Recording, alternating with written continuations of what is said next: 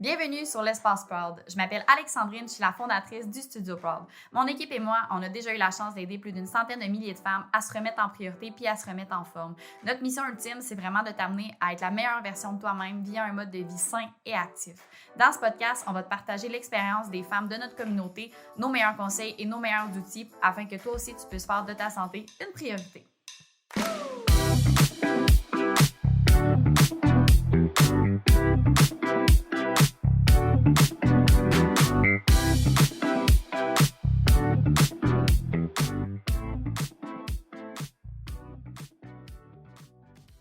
On dit souvent qu'on est la somme des 5 personnes qui nous entourent ou avec qui on passe le plus de temps, mais en réalité, qu'est-ce que ça veut dire?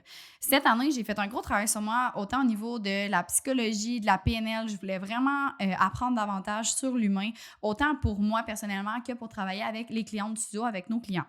Les choses que j'ai découvertes, honnêtement, ça m'a vraiment aidé quant à atteindre mes objectifs, mais à vraiment bien fixer également nos objectifs, puis à savoir un peu plus fondamentalement pourquoi que l'humain ou une femme veut quelque chose. Entre autres, j'ai découvert la pyramide de Deals, je suis pas sûre que je le dis comme il faut, mais lui, dans le fond, qui est un outil qu'on utilise vraiment beaucoup en PNL, dans le fond, c'est une pyramide, dans le fond, où est-ce qu'il y a 6 sphères, dans le fond. Puis chaque petite case de sphère, dans le fond, la plus haute va tout le temps impacter la plus basse. Fait que, par exemple, mettons que je vais changer l'identité de quelqu'un, ça va affecter ses capacités, ses comportements, son environnement. Dans un premier temps, dans le fond, dans le bas de la pyramide, on a l'environnement. Fait que l'environnement, quand on dit la classique phrase « tu es la somme des 5 personnes avec qui tu passes le plus de temps », ça se comprend en fait dans l'environnement autant que les lieux, par exemple. Quand on parle souvent de cette phrase-là, en fait, c'est vraiment de regarder les 5 personnes dans le fond, avec qui vous communiquez le plus, mais ça peut être aussi sous forme de podcast. Par exemple, si vous écoutez tout le temps le podcast d'une personne en particulier, puis que le temps que vous consommez son contenu, même si vous n'avez pas nécessairement de connexion ou d'interaction avec cette personne-là, elle a quand même de l'influence sur vous. Fait que ça peut être, vous pouvez calculer cette personne-là parmi vos 5. Sinon, généralement, il y a le partenaire, ça peut être des amis, ça peut être des collègues de travail. Fait que ça va être vraiment une somme de ces 5 personnes-là. Puis c'est de regarder dans votre entourage, est-ce que les 5 personnes avec qui vous passez le plus de temps, vous investissez le plus d'énergie, est-ce que c'est des personnes que vous avez envie, qui ont des caractéristiques que vous avez envie d'avoir ou que vous avez envie de faire un genre de miroir pour les avoir aussi. Puis après ça, c'est de réajuster un peu son entourage selon nos besoins, nos envies, nos intentions. Fait qu'en bas, comme je vous ai parlé, on a vraiment la partie environnement. Par la suite, on a les comportements. Fait que dans le fond, c'est vraiment tout ce qui a trait au quoi. Fait que comment qu'on va interagir avec les autres, comment qu'on va agir. Les comportements, ça peut être autant genre je décide de skipper le gym, par exemple. Je décide de skipper le gym parce que je suis fatiguée aujourd'hui. Fait que ça va être, mettons, un comportement. Juste au-dessus des comportements, on a la capacité. Fait que dans le fond, qu'est-ce qu'on est capable de faire qui va s'établir vraiment avec le comment. Fait que les capacités, ça va être, mettons, est-ce que je suis capable de faire X nombre de reps au squat? Là, je donne des exemples de gym, mais ça pourrait être de faire un calcul mathématique, ça peut être peu importe, mais ça va être vraiment, est-ce qu'on a la capacité au fond de nous de faire quelque chose? La strate au-dessus, dans le fond, ça va être les croyances. Fait que les croyances qui vont venir vraiment avec les valeurs, les convictions, fait que ça va être un peu je pourrais dire le pourquoi, un peu qui va nous amener à faire ce qu'on fait. Fait que ça va être vraiment ça qui va dicter autant au niveau de ça va dicter au niveau de nos capacités, nos comportements puis notre environnement. Puis c'est vraiment des vérités pour nous ou des perspectives qu'on a qui peuvent soit être aidantes ou limitantes. Là, c'est probablement très sûr que vous avez déjà entendu un peu le fait d'avoir des croyances limitantes, si vous avez fait un peu de développement personnel, puis à quel point ça peut être quelque chose de négatif, qu'il faut travailler là-dessus. Mais en fait, ce qu'il faut comprendre, c'est que des croyances, ça peut être autant positif que négatif, mais que ça peut être aussi positif et négatif selon le contexte. Ce que je veux dire par là, c'est que dans certaines situations, la même croyance peut être à caractéristiques positives, tandis que dans un autre contexte, par exemple, la croyance, ça va être négative. Je pense que c'est juste d'en être conscient puis vraiment de travailler là-dessus à des fins que ça ne nous limite pas nécessairement dans nos activités ou dans notre vision long terme ou ce qu'on peut accomplir. Je donne un exemple de croyance. C'est drôle parce que j'ai eu cet exemple-là ce matin avec une des filles. J'ai animé ce cours semi-privé ce matin.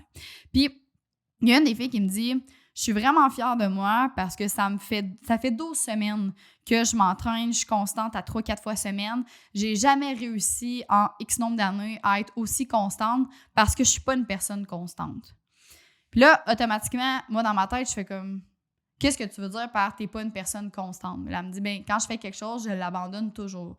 Mais c'est sûr que, tu sais, si toi, dans ton discours interne, tu te répètes que tu es une personne qui est pas constante puis qui abandonne toujours, ben tu vas être beaucoup moins enclin à justement réussir tes objectifs puis à être constante parce que tu crois fondamentalement que tu es une personne qui n'est pas constante ou qui n'est pas capable, en fait, de le faire. Puis là, le mois de la corriger, de dire qu'est-ce qui t'amène à penser que tu n'es pas une personne constante? Parce que je veux dire, là, elle vient tout juste de prendre sa retraite. Là, elle me dit pourtant, tu as été constante dans le travail, tu as été constante dans plein de choses de ta vie pour élever tes enfants, peu importe l'autre sphère. Elle était comme oui, c'est vrai. Fait que je dis est-ce que tu es réellement une personne pas constante? Elle était comme ouais, non. Elle dit c'est juste que dans le domaine de l'entraînement, mettons, j'avais de la difficulté avec ma constance. Mais il y a une différence entre dire j'avais de la difficulté avec la sphère constante, puis je suis pas une personne constante parce qu'automatiquement, c'est comme si tu associais ton identité, qui est le point au-dessus, dans le fond, des croyances, à une personne, dans le fond, tu associes ta croyance à ton identité. Fait que je suis une personne pas constante, ça veut dire qu'automatiquement, ben, tu seras jamais constante, tu réussiras jamais nécessairement à être constante, au lieu de dire, ben, dans le passé, j'ai eu de la difficulté, mettons, avec ma constante, ou ma constance, c'est quelque chose que je travaille, mettons, par exemple, comme si vraiment c'était un... C'était pas une caractéristique de soi, mais vraiment comme j'ai juste à la troisième personne qui me vient, mais comme si c'était vraiment quelque chose d'externe, un aspect externe qu'on cherche à optimiser, par exemple. Puis au-dessus, dans le fond, comme on a parlé, ben, c'est vraiment l'identité. Fait que c'est vraiment le qui suis-je. Fait que comment que je me perçois comme personne, ma représentation de moi-même. Eux autres, ils appellent ça l'individuel je suis. Fait que qu'est-ce qui me représente. Puis on peut avoir plusieurs identités selon le contexte. Fait que par exemple, dans notre identité, mettons, de maman, ben, on va avoir une identité X. Quand on va être au travail, par exemple, on va avoir une identité comme femme d'affaires, comme entrepreneur, comme professionnel ou peu importe. Quand on va être avec nos amis, on va avoir une identité comme ami. On va toujours être la même personne, mais c'est simplement que des caractéristiques de notre identité vont ressortir selon le contexte dans lequel on va être mis. Puis, c'est associé en fait au qu'est-ce qu'on pense être. Puis par la suite, on a la dernière strate, dans le fond, qui est le why, fait qui est vraiment un peu... eux autres, la façon qu'ils le catégorisaient, c'était vraiment la contribution à quelque chose de plus grande que soi. Fait que c'est un peu notre mission, notre pourquoi. Tu sais, le pourquoi, là, ça a l'air super deep, mon affaire, mais le pourquoi de notre vie, sur quoi qu'on va attribuer notre vie, sur quoi qu'on va travailler toute notre vie, qu'est-ce qu'on veut accomplir dans notre vie. Fait que, tu sais, on a vraiment notre personne, notre individualité, puis on a vraiment notre mission. Fait que, à quoi qu'on va contribuer qui est plus grande que nous, qu'on va probablement partager avec d'autres humains, ou qu'est-ce qui est important vraiment pour nous, que ce soit, mettons, le bonheur ultime, que ce soit tu sais, comme nous, mettons, au studio, notre mission, c'est vraiment de transformer l'entraînement au féminin au Québec, puis d'amener les femmes à remettre de leur santé, en fait, en priorité. Fait que moi, ce que je veux, c'est vraiment d'amener du positif aux femmes. C'est que ce soit juste quelqu'un que je croise à l'épicerie, que j'y fais un sourire, puis ça fait sa journée, que ce soit une cliente avec laquelle je vais travailler pendant 5 ans, mais moi, je veux avoir un impact positif sur son bien-être. C'est ça mon why, en fait, à moi. Mais c'est vraiment trouver votre why à vous. Pas qu'est-ce qui vous allume, mais qu'est-ce qui vous fait vibrer au fond de vous, puis qui vous fait sentir vivante, puis qui donne un sens aussi à votre existence. C'est très deep quand même, mais la pyramide, je trouvais ça vraiment intéressant parce que ça s'applique en fait exactement quand on se set des objectifs. Fait que par exemple, mettons, on se rappelle l'environnement, les comportements, les capacités, les croyances, l'identité, puis le why. Bien, mettons qu'on prend l'exemple d'une remise en forme. Souvent, pour celles qui sont jamais venues dans le fond au studio ou qui ont potentiellement jamais fait affaire avec nous. Dans le fond, nous autres, on a tout le temps une première rencontre au studio qui s'appelle un appel d'orientation qui nous permet de voir vraiment avec vous c'est quoi votre why. En fait, c'est un peu ça qu'on va aller chercher de vous, OK, vous désirez vous remettre en forme, vous entraîner, c'est quoi vos attentes, c'est quoi vos besoins, mais surtout, qu'est-ce qui va faire que vous allez vous lever à 6 heures le matin en plein mois de janvier quand il fait moins 40 pour venir vous entraîner avec nous? Est-ce que votre pourquoi est assez fort? Puis est-ce qu'on est capable de mettre un objectif qui est assez fort pour que vous soyez en mesure de vraiment vous lever dans des périodes où ça va être plus difficile? C'est vraiment là, je trouve, qu'il fait une grosse différence entre les personnes qui s'abonnent dans un gym puis qui finissent par pas y retourner de l'année. Fait que, mettons, prendre des classiques, mois de janvier, je prends des résolutions, j'y vais 2 semaines et j'arrête. D'ailleurs, c'est pratiquement de mémoire, c'est 80% des gens. Fait que ça fait une énorme quantité de gens qui abandonnent leur processus de remise en forme. Mais à l'inverse de quelqu'un qui continue, tu sais qu'on le voit dans son énergie que elle a un objectif, elle est prête à l'accomplir, elle est enlignée, c'est là qu'elle s'en va, puis elle sait exactement où est-ce qu'elle veut aller, puis elle est prête à tout pour l'accomplir. Évidemment, dans l'équilibre et dans la bienveillance, mais somme toute qui est vraiment très, très déterminée puis qui applique le processus avec rigueur. Fait que qu'est-ce qui fait que, c'est quoi la différence entre quelqu'un qui réussit et quelqu'un qui réussit pas? Tant qu'à moi, pour les 8 dernières années que j'ai été dans le domaine, je pense vraiment que c'est le why, le pourquoi tu fais ce que tu fais. Je donne un autre exemple. J'ai une de mes amies, puis je trouve vraiment que c'est un bel exemple. J'ai une de mes amies qui a fait un grave accident d'auto, puis elle a passé 1 an en rehab, dans le fond, à l'hôpital, à réapprendre à marcher, à réapprendre à parler.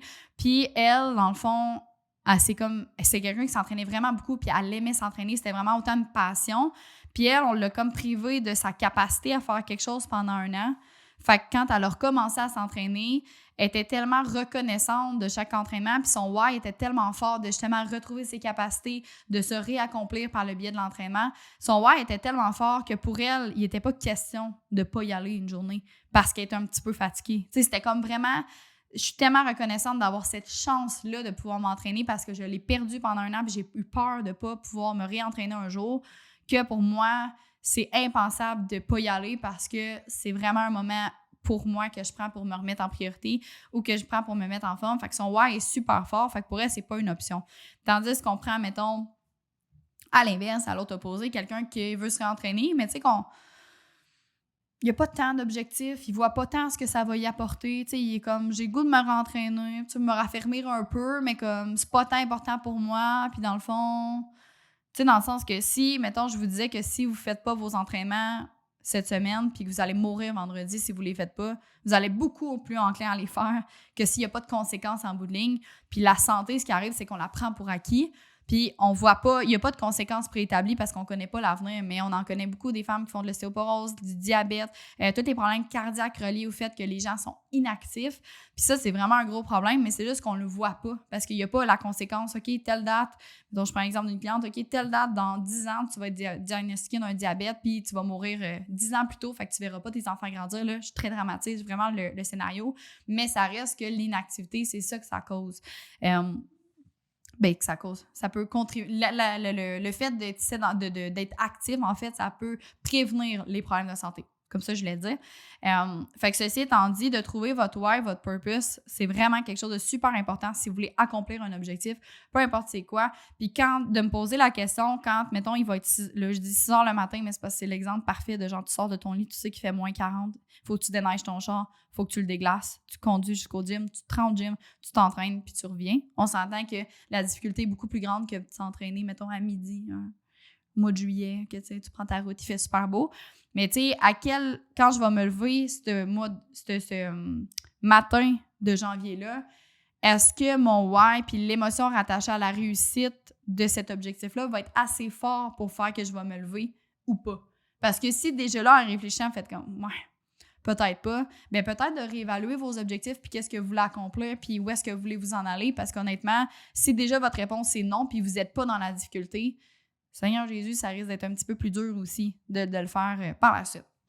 Fait que bref, pour la pyramide, ce qui est important à retenir quand on a parlé justement environnement, comportement, capacité, croyance, identité, puis votre why, c'est vraiment que chaque niveau interfère sur le niveau d'avant. Fait que si, mettons, vous voulez changer votre environnement, vous devez changer vos comportements. Si vous voulez changer des comportements, vous devez changer les capacités. Pour changer les capacités, il faut changer les croyances. Pour changer les croyances, vous devez changer votre identité. Pour changer l'identité, il faut changer le why. Fait que si, mettons, vous voulez vous entraîner, puis là, vous mettez amis avec des gens qui s'entraînent. Est-ce que ça va être assez? Peut-être pas. Fait que c'est de changer vos comportements. Fait que est-ce que je vais y aller ou je ne vais pas y aller? Est-ce que je vais prendre action ou ne pas prendre action? Changer vos capacités, ben tu sais, c'est le fait d'être capable de s'entraîner. Fait que ça peut être de prendre des cours, ça peut être d'embaucher un entraîneur, ça peut être d'aller avec un ami qui a de l'expérience qui va pouvoir vous aider pour que vous ayez la capacité de vous entraîner de façon sécuritaire. Les croyances, c'est sûr que si vous dites dans votre tête que vous êtes quelqu'un de pas constante ou qui s'entraîne, moi je m'entraîne pas parce que je veux pas. Puis là on parle beaucoup d'entraînement, mais ça peut être, c'est valable sur chaque habitude que vous voulez intégrer, que ce soit de mieux manger, de commencer d'apprendre une nouvelle langue, de faire un nouveau sport, comme par exemple jouer au deck hockey, jouer au flag football, peu importe c'est quoi que vous avez envie d'accomplir dans votre vie, vraiment important de changer, vraiment important. Si vous voulez avoir plus de chances de votre bord de réussir, ça va être vraiment important d'aller chercher vos paliers. Puis qu'est-ce que ça va vous apporter concrètement de faire ça? Que ce soit de courir un demi-marathon le fait d'arriver à la ligne d'arrivée, c'est quoi que ça va vous apporter? Tu sais, outre, mettons, de la fierté, comment vous allez vous sentir, pourquoi vous faites ce que vous faites. Puis des fois, ça peut être une belle réflexion aussi. Est-ce que mon objectif, c'est vraiment aligné? Est-ce que je le fais pour les autres ou je le fais réellement pour moi? Parce que quand ça va être le temps, justement, d'agir puis de prendre action dans les moments difficiles, bien, peut-être que de le faire pour les autres, ça sera pas assez fort. Puis c'est vraiment, faut que vous le fassiez pour vous, pour votre fierté, pour votre confiance en vous, puis pour vous amener à vous dépasser comme humain. Fait que gros podcast très psycho aujourd'hui, mais je pense que c'est un concept qui est vraiment clé si vous voulez accomplir justement des objectifs. Puis nous autres, c'est quelque chose qu'on utilise dans le cadre de nos suivis, presque à chaque suivi au niveau de l'identité, au niveau des croyances. Je trouve ça vraiment important. Puis honnêtement, c'est vraiment là que vous êtes capable de changer votre perception. Puis ça rend tout tellement plus facile, honnêtement, parce que quand tu dis, ben moi, je vais y aller parce que je suis quelqu'un de constante, t'es pas constamment en train de négocier avec toi dans ta tête ou d'être négatif. Tu es vraiment tout le temps, ben, je suis une personne constante, je vais y aller au gym. Je vais y aller, je vois ça d'un œil positif, je vais aller célébrer mon corps, je vais aller prendre soin de moi, je vais aller me mettre en priorité. Puis ça rend le tout vraiment plus positif. Fait que sur ce, je vous souhaite une excellente journée. Si vous avez apprécié le podcast ou si vous avez des thématiques ou des sujets que vous aimeriez qu'on aborde ensemble, tu sais, ça, c'est une de nos clientes qu'on avait en suivi qui m'a demandé en fait de faire un podcast là-dessus vraiment plus éducatif. N'hésitez pas à nous écrire. Honnêtement, ça nous fait tellement plaisir d'avoir vos idées, que ce soit des idées d'invités, des invités thématiques. Le podcast, on ne run pas d'ads dessus, on ne fait pas de publicité nécessairement, on n'a pas non plus de partenaire, vraiment parce que c'est un moment qu'on passe ensemble. On le fait vraiment pour vous amener des outils. On le fait par, comme dit Julien Haroun, par amour de partage vraiment pour avoir de l'impact sur la santé des femmes au Québec. Donc, je vous invite à partager le podcast, à nous donner vos commentaires, à nous laisser des avis, vraiment à partager la bonne nouvelle. Puis sur ça, je vous souhaite une excellente journée.